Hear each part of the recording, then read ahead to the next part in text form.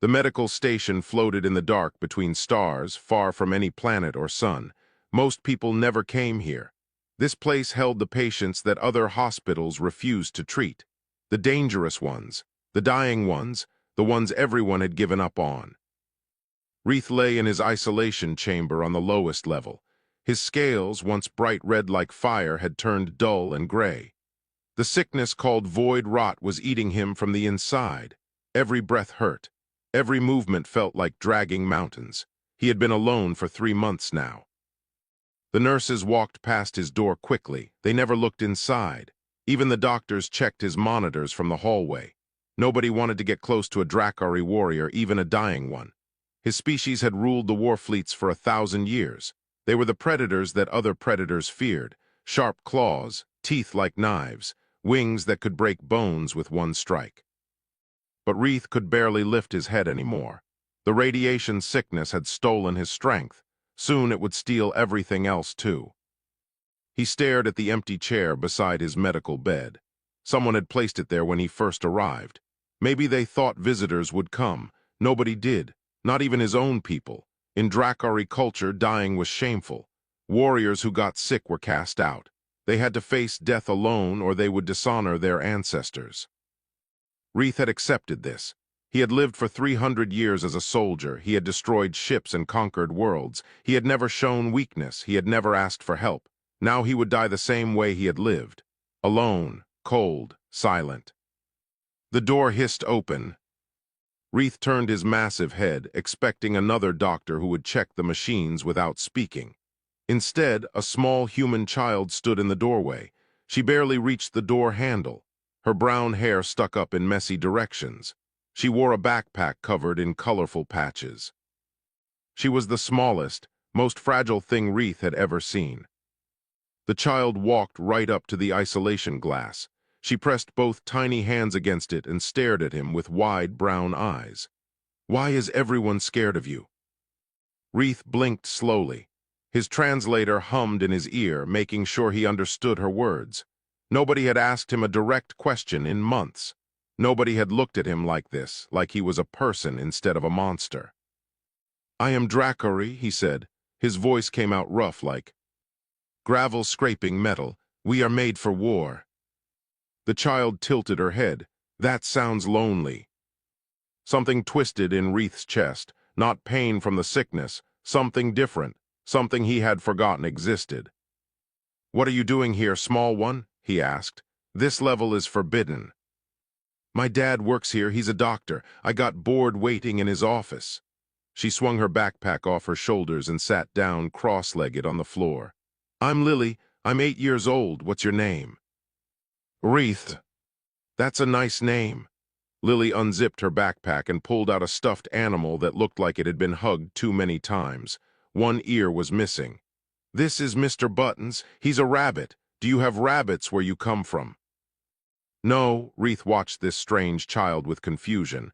She showed no fear, no disgust.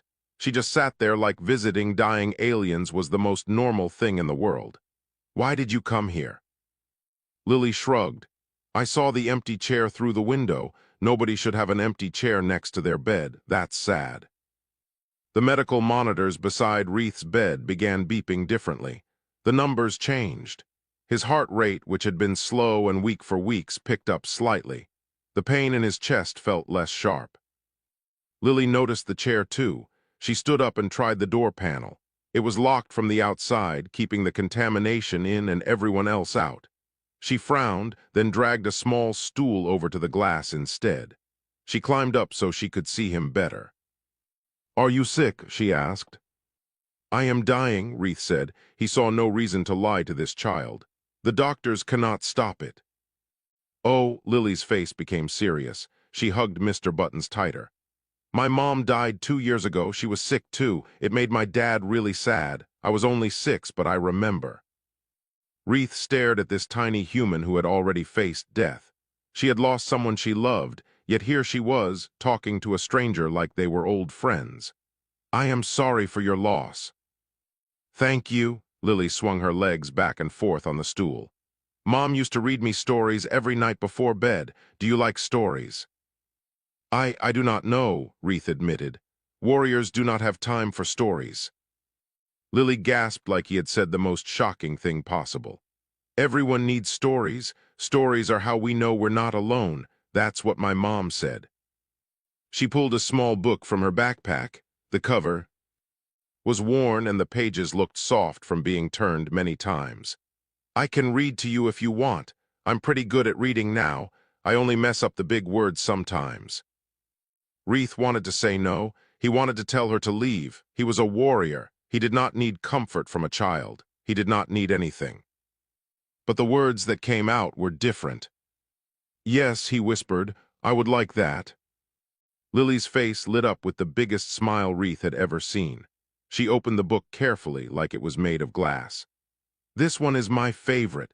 It's called The Brave Little Star. It's about a star that's smaller than all the others, but she tries really hard to shine bright anyway. As Lily began to read, her small voice filled the isolation chamber. Reith closed his eyes and listened. For the first time in 3 months, he did not feel alone. Lily returned the next evening at exactly 9 o'clock. She had counted the hours all day, waiting for her father's night shift to begin. This time she brought 3 books instead of 1. Reith had been watching the door since sunset. He told himself he was just bored. He told himself the child would not come back. She had probably gotten in trouble. Her father had probably forbidden her from visiting the dangerous alien. But when the door opened and Lily walked in with her backpack bouncing, something warm spread through Reith's chest. Hi, Reith. Lily dragged the stool over to her spot by the glass. She was so small she had to use both hands to move it. I brought more books. I wasn't sure which one you'd like, so I brought options. She spread them out on the floor like treasures. One had a dragon on the cover, one showed a sailing ship. The third had stars and planets painted across it.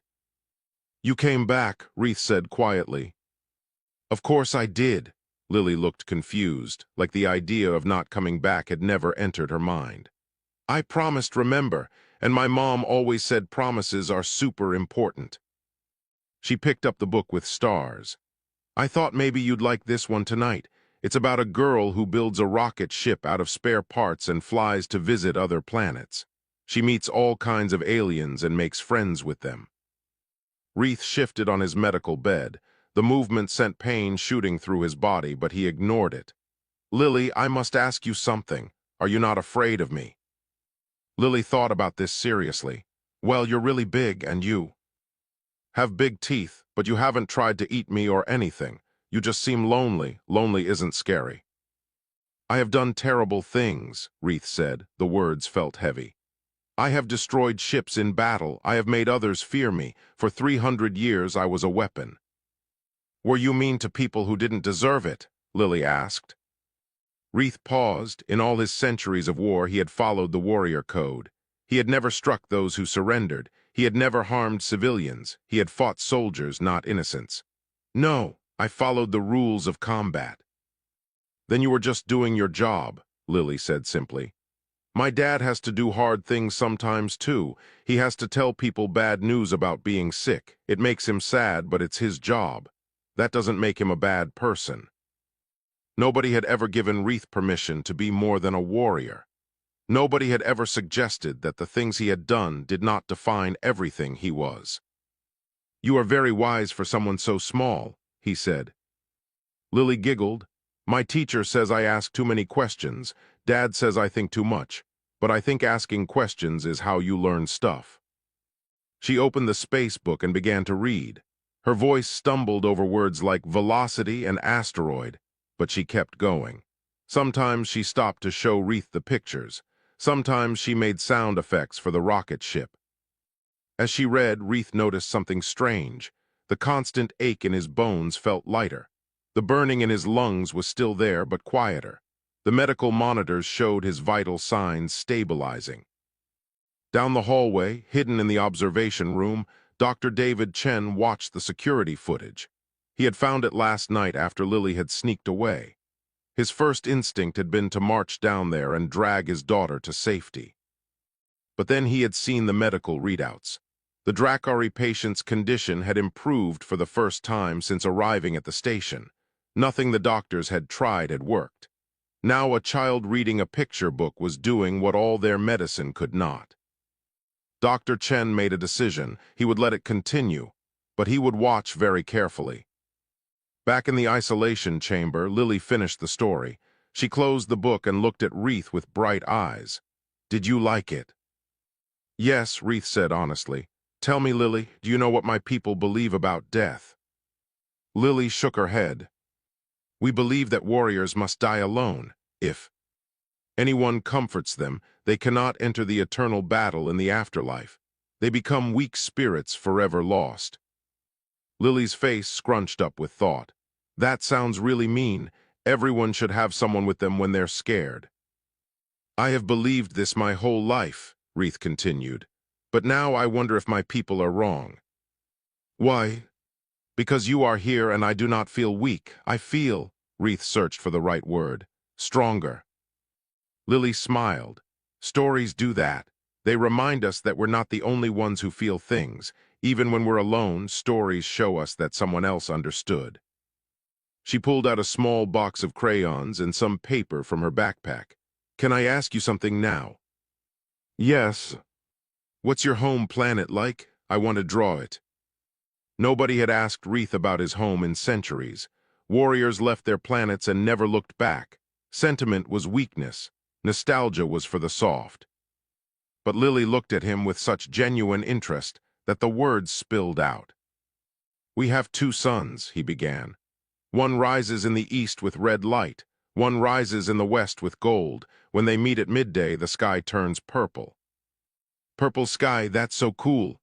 Lily started drawing with her crayons. "There are crystal caves in the southern mountains. When the wind blows through them, they sing. The sound carries for miles." "What do they sing?" "Old songs. Songs about the first Dracari who learned to fly.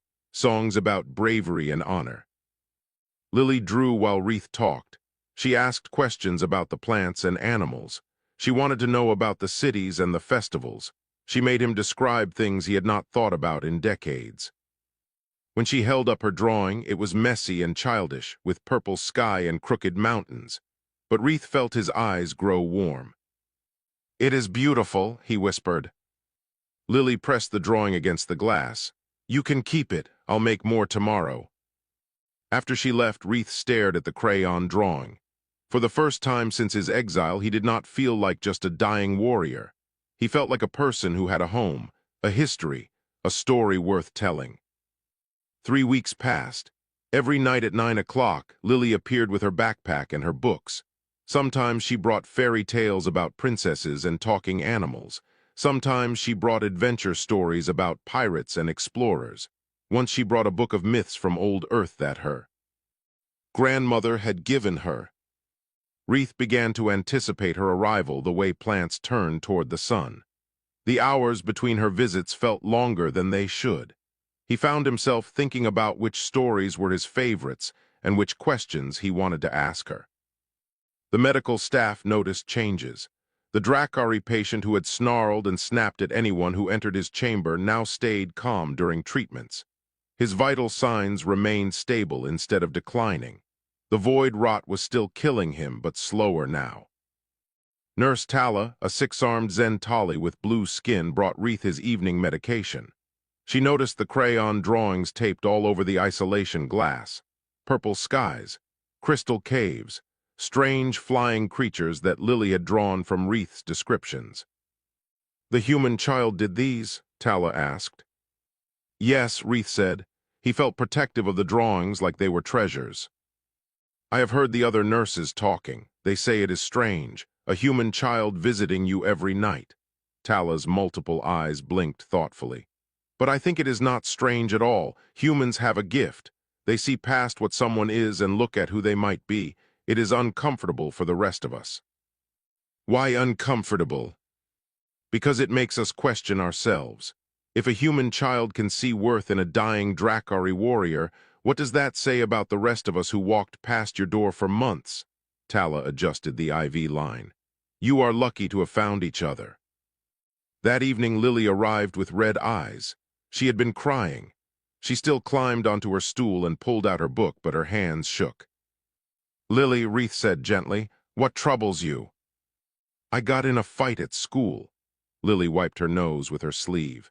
This boy named Peter said my mom died because I wasn't good enough. He said if I was a better daughter, she would have tried harder to stay alive. Rage filled Wreath's chest, hot and fierce. If he had been healthy, if he had been strong, he would have hunted down this cruel child and made him afraid. He would have defended Lily the way warriors defended their young. But he was not strong. He could barely move. All he had were words. Peter is wrong, Wreath said firmly. Death does not work that way. Your mother's sickness was not your fault. Do you understand me? Lily nodded, but tears still ran down her face. Come closer to the glass. Lily pressed her small hands against the barrier. Wreath lifted one massive claw and placed it on the other side, matching her gesture. His claw was bigger than her whole body, but he held it carefully. When warriors face enemies stronger than themselves, do you know what true courage looks like? Wreath asked. What? It looks like you, coming here every night even though I am frightening, showing kindness even though the world has been unkind to you. Your mother would be proud of the warrior you have become. I'm not a warrior, Lily whispered. I'm just a kid. The bravest warriors are often small, Wreath said. They fight battles that no one else sees. They choose to be kind when kindness is hard. You have taught me this. Lily smiled through her tears. Really? Really, now will you read to me?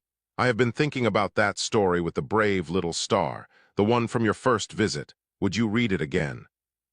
Lily pulled out the worn book. As she read the familiar words, her voice grew steadier. By the end of the story, she was smiling again. Wreath, she said when she finished. Yes. Can I tell you a secret? Of course. Sometimes I pretend you're my friend, like a real friend, not just someone I visit. Is that okay? The warmth in Wreath's chest grew so big it hurt. Lily, I do not have to pretend. You are my friend, my only friend. Really? Really? Lily hugged her book to her chest. Then can I ask you something else? Will you tell me more stories about your life, not just about your planet, about you? Wreath hesitated. His life had been war, battle after battle, victory after victory. What stories could he share with a child? But Lily waited with such hope in her eyes. Very well, he said, but I will only tell you the parts worth remembering. He told her about his first flight, how young Dracari learned to use their wings by jumping from high cliffs, how terrifying and wonderful it felt to trust the air to hold you. He told her about his mentor, an old warrior named Drax who had taught him that strength meant protecting the weak, not crushing them. He did not tell her about the wars. He did not tell her about the ships he had destroyed or the enemies he had defeated. Those stories belonged to the old Wreath, the warrior who existed before a small human child sat beside him. This new Wreath wanted to remember different things: the purple skies, the singing caves, the moment when he first spread his wings and flew. I wish I could fly, Lily said dreamily. It sounds so cool. If I were healthy, Wreath said, I would take you flying. We would soar above the clouds and touch the stars. Maybe in another life, Lily said. My mom used to say that when we die, we become something new. Maybe you'll be a bird next time, a really, really big bird.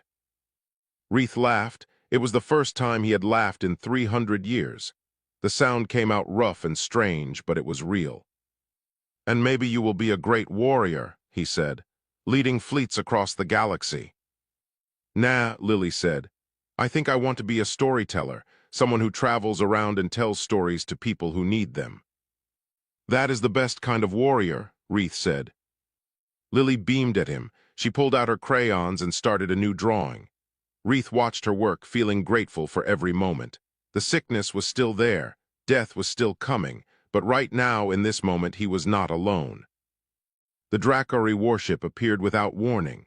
It materialized from faster-than-light travel right outside the medical station, its dark hull blocking out the stars. The station's alarms screamed. Security teams rushed to their posts. Dr. Chen ran to the command center. What's happening? Drakari battle cruiser, the security chief said, his voice tight. They're demanding to speak with whoever is in charge of their warrior.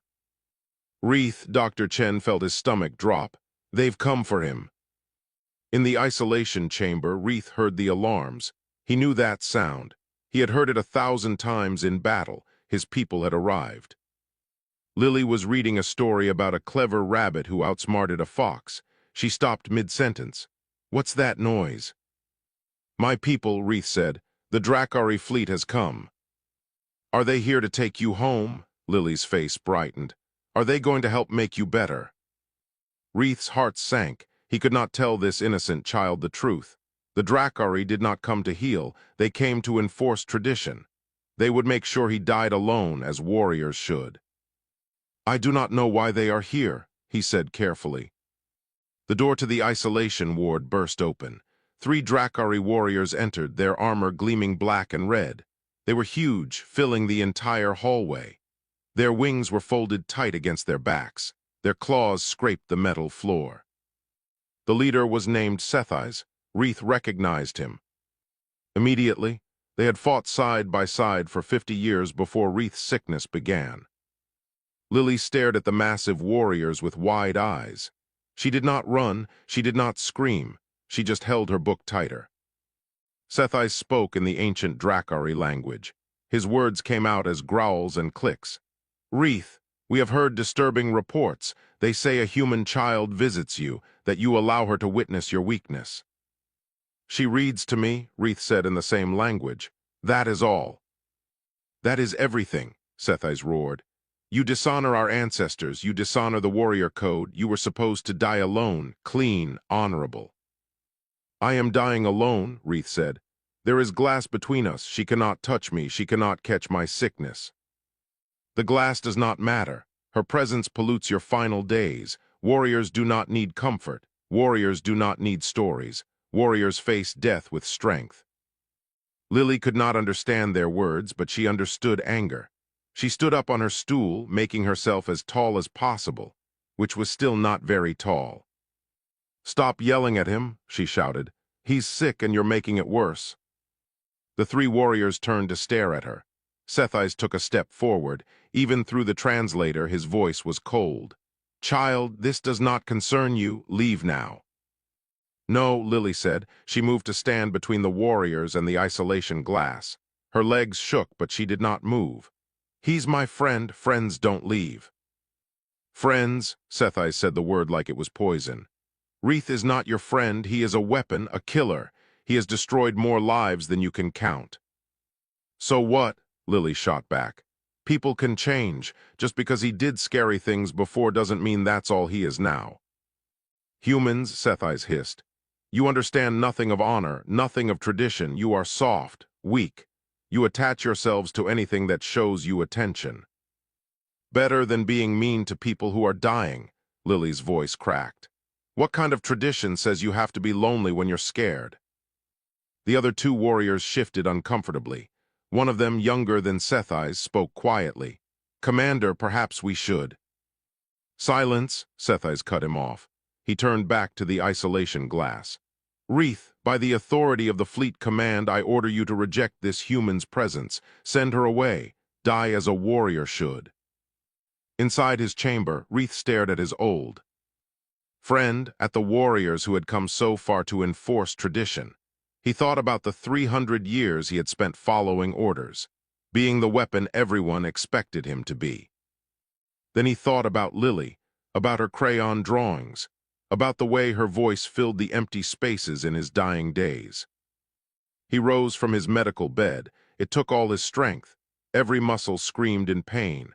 But he stood on shaking legs and spread his wings as far as the small chamber allowed. Even weak and dying, he was massive, terrifying. No, Wreath said clearly.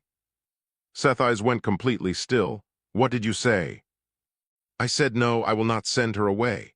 Wreath's voice grew stronger. For 300 years I followed every rule, I fought every battle. I never questioned the warrior code. And where did it lead me? To dying alone in a cold room, forgotten by everyone I ever knew.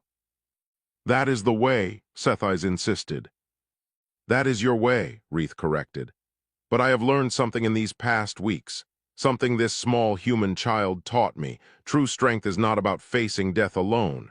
True strength is accepting that we need others. That connection does not make us weak, it makes us complete. The young warrior behind Sethai's took another step forward. Commander, listen to him. I have watched the medical reports. Since the child started visiting, his pain has decreased. His mind is clear. He has found peace. Peace is not the goal, Sethais roared. Glory is the goal. I have glory, Reith said quietly.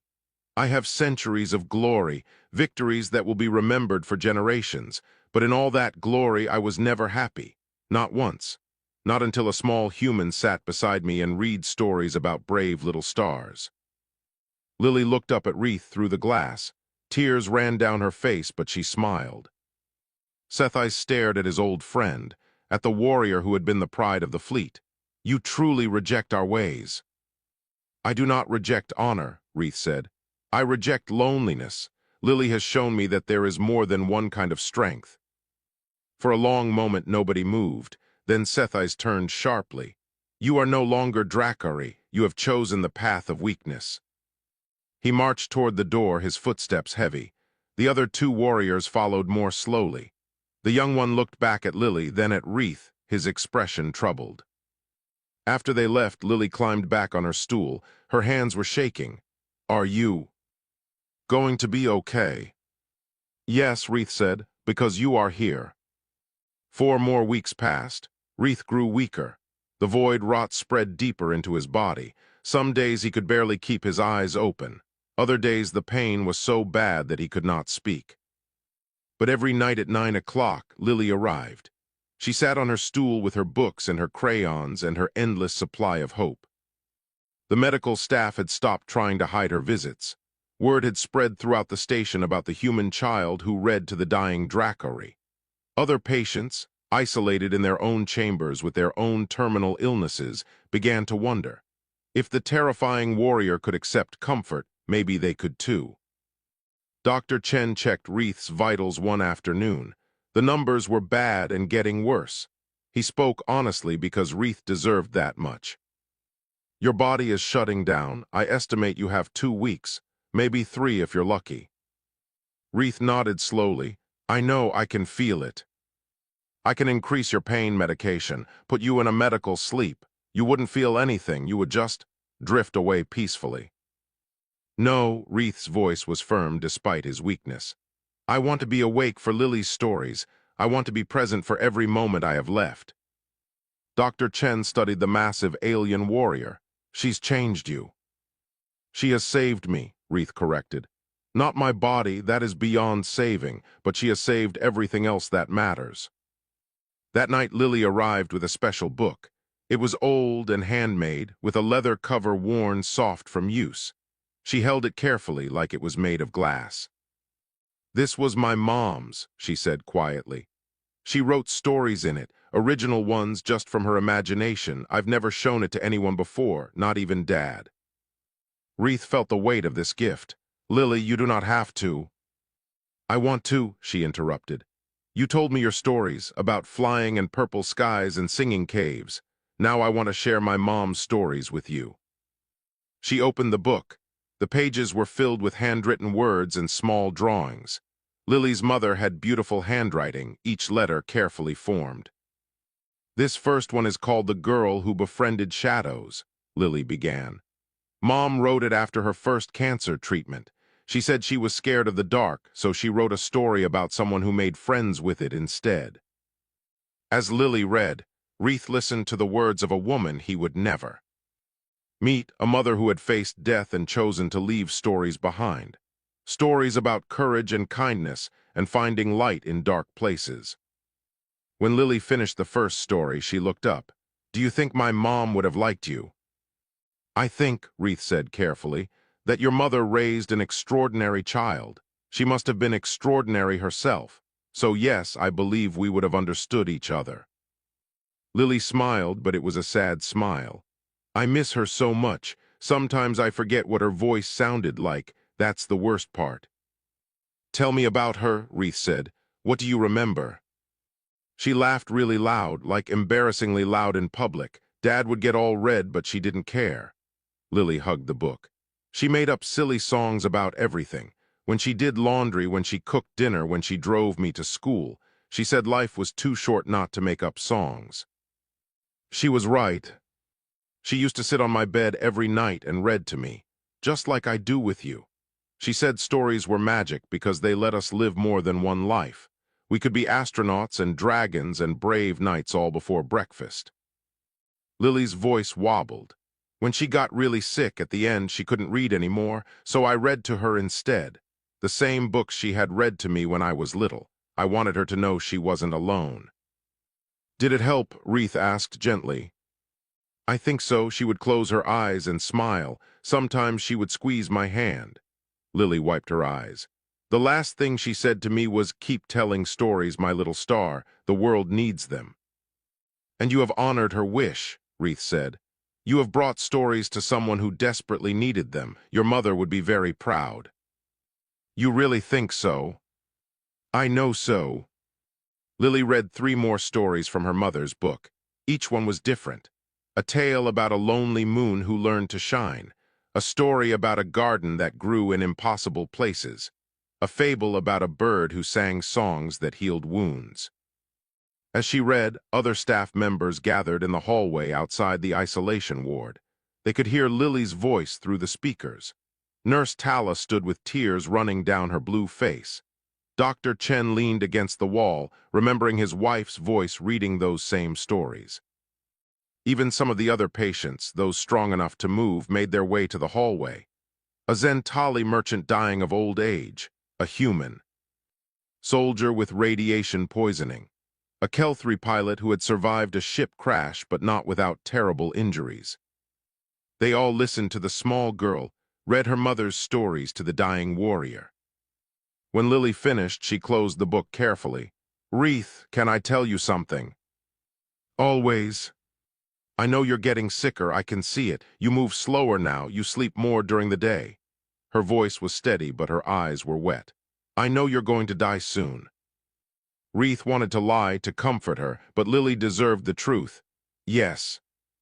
I'm scared, she admitted. I don't want you to go. I don't want to lose another person I love. Love, the word hung in the air between them. Lily, Reith said softly, dying is the one thing I cannot change, but you have already given me something precious. You have given me a beautiful ending. Before you, I was going to die as a forgotten soldier. Now I will die as a friend, as someone who mattered to someone else. That is everything. Promise me something, Lily said. Anything. Promise that you won't be scared. Promise that you'll remember all the stories. Promise that wherever you go next, you'll know that you weren't alone. I promise, Reith said. And I promise something else. Every story you read to me, every picture you drew, every moment we spent together, I will carry those with me. They will be my light in whatever darkness comes next. Lily pressed both hands against the glass. Reith raised his claw to match her gesture, just like always. Thank you for sitting beside me, little storyteller, he whispered. Thank you for listening, Lily whispered back. The final night came quietly. No alarms, no warnings, Reith simply knew. He had woken that morning with a strange clarity. The pain had faded to something distant and soft. His breathing came easier. These were not signs of recovery. These were signs that his body was letting go. All day he waited for 9 o'clock. He memorized the details of his small chamber, the crayon drawings covering the glass, the empty medicine containers, the chair that was no longer empty. When Lily arrived, she knew too. Maybe children could sense these things. Maybe she had learned from losing her mother. Whatever the reason, she walked in quietly and climbed onto her stool without her usual bright energy. Hi, Reith, she said softly. Hello, little storyteller. She had brought her mother's book again, the handmade one with all the original stories. She held it in her lap and looked at him for a long moment.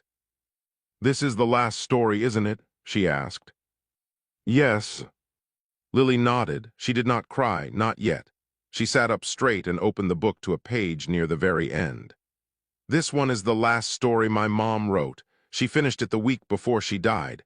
It's called How the Bravest Warriors Choose Love Over Fear. A fitting choice, Reith said. Lily began to read. Her voice was steady and clear. The story was about a warrior who had spent their whole life fighting. They had won every battle, conquered every enemy. But in the end, when death came for them, they realized that all the victories meant nothing. They had no one to share them with, no one to remember who they had been beyond the wars. Then a small child appeared. The child was not afraid. The child saw past the armor and weapons and scars. The child asked the warrior to tell stories about their life before the fighting began. And the warrior, who had been so strong for so long, broke down and cried. Because they had forgotten there was a life before war. They had forgotten what it felt like to be a person instead of a weapon. But the child stayed. The child listened. The child helped the warrior remember. In the story's ending, the warrior died peacefully, surrounded by the stories they had shared. They crossed into whatever came next, carrying the warmth of connection instead of the cold of isolation. When Lily finished reading, she closed the book gently. Mom wrote that after the doctor told her there was nothing else they could do, she said she wanted me to remember that being brave doesn't mean fighting alone. It means accepting help even when it's hard. Your mother was very wise, Reith said. His voice was getting weaker now. Did you like the story? I loved it. It was perfect. Outside in the hallway, the crowd had gathered again, staff members and patients and families. They had all come to bear witness. Nobody should die alone. That was the lesson they had learned from watching a small girl and a dying warrior. Dr. Chen stood at the front, his hand on his daughter's shoulder through the glass. Lily reached into her backpack one more time. She pulled out a piece of paper with fresh crayon marks. I drew you something, one last picture. She held it up to the glass. It showed two figures, a massive dragon with red scales and big wings. Beside him, a tiny human girl with messy brown hair. They were both smiling. Above them, she had written in careful letters, "Friends forever." It's beautiful, Reith whispered. You have given me so much, Lily. I wish I could give you something in return. You already did, Lily said. Her voice finally cracked. You gave me someone who listened, someone who cared about my stories and my drawings and my mom's memory. You gave me a friend when I really needed one. Then we have given each other the same gift. Reith's breathing grew shallow. The medical monitors began to beep differently. Dr. Chen started to move forward but stopped. This moment belonged to his daughter and her friend. Reith, Lily's voice was small. Are you scared? No, Reith said honestly. I am not scared. Because of you, I know that I was loved. That is all anyone needs when the darkness comes. I love you very much, Lily said. Tears finally streamed down her face. You're the bravest person I ever met. And you, Reith said, each word taking effort now, are the kindest. Promise me something, little storyteller. What? Keep reading stories to people who need them. The world is full of lonely souls who have forgotten they deserve comfort. You have a gift. Use it. I promise, Lily sobbed. I promise I will. Good, now may I ask one more favor? Anything. Tell me about the brave little star. One more time, that is my favorite story. Lily pulled out the worn book she had brought on her very first visit. Through tears, she began to read the familiar words about the small star who tried so hard to shine bright enough to guide lost travelers. As she read, Reith closed his eyes. He thought about purple skies and singing caves. He thought about his first flight. He thought about Lily's smile and her crayon drawings and the sound of her voice reading stories. He thought about how a small human child had taught an ancient warrior that the greatest strength was not in fighting, but in connection. Lily finished the story just as Reith took his last breath. It was peaceful, quiet. The medical monitors went silent. For a moment, nobody moved. Then Dr. Chen opened the door and gathered his daughter into his arms. She cried into his shoulder while he held her tight. He wasn't alone, Lily said between sobs. He wasn't alone, Dad. No, sweetheart, Because of you, he wasn't alone. 3 months later, the Dracari warship returned. But this time it was different. Sethais walked through the station's corridors carrying a large container filled with ancient scrolls. He found Dr. Chen in his office. "I have come to make a request," Sethais said formally. "The Dracari Council has spent many weeks discussing what happened with Wreath. We have decided that our traditions may have been incomplete." "Incomplete," Dr. Chen repeated. "We have stories too, ancient stories, histories of our people before we became only warriors. We wish to donate these to your medical station, so that others might learn what your daughter taught Wreath." Dr. Chen stood. What exactly did she teach him? That strength and compassion are not opposites, they are partners. Sethais looked uncomfortable, like admitting this hurt. "We are establishing something new, the Wreath Protocol. No patient in any Dracari medical facility will ever die alone again. We will assign someone to sit with them, to listen to their stories, to remember who they were beyond their battles." "Lily would be happy to hear that," Dr. Chen said quietly. "Where is she? I wish to thank her properly." "She's reading to another patient. Room 47, a young Zentali boy who is very frightened." Sethais found Lily exactly where her father said she would be. She sat beside a hospital bed where a small blue child lay hooked up to various machines. She was reading from her mother's handmade book, doing different voices for different characters. The young Dracari warrior who had accompanied Sethais months before stood in the doorway. He watched the scene with something like wonder on his face. "She does this every night now," a nurse explained. "Different patients, she brings her books and her crayons, she sits with whoever needs her most." Wreath's old chamber had been converted into a library. The crayon drawings still covered the walls, preserved behind protective glass. A plaque read, "Here a warrior learned that the strongest bonds are forged not in battle, but in stories shared beside those who need them most." In the center of the room sat the chair where Lily had perched every night. It was never empty now. People came from all over the station to sit in that chair and read to patients who were scared or lonely or dying. The tradition spread. Other medical stations heard about the Wreath Protocol. They started their own reading programs. They trained volunteers to sit with dying patients and listen to their stories. Years later, when Lily was grown, she would travel the galaxy as a professional storyteller and counselor. She would visit hospitals and hospices and war-torn planets.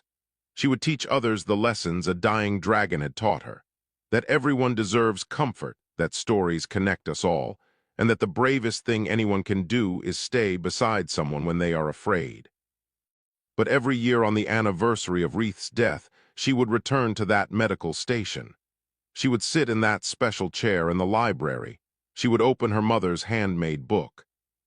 And she would read stories about brave little stars and purple skies and warriors who learned to choose love over fear.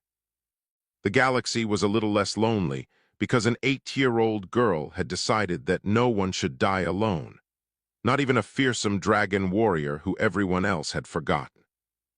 That was the gift of stories. They reminded everyone that they mattered, that they were seen, that they were loved. And that was the greatest strength of all.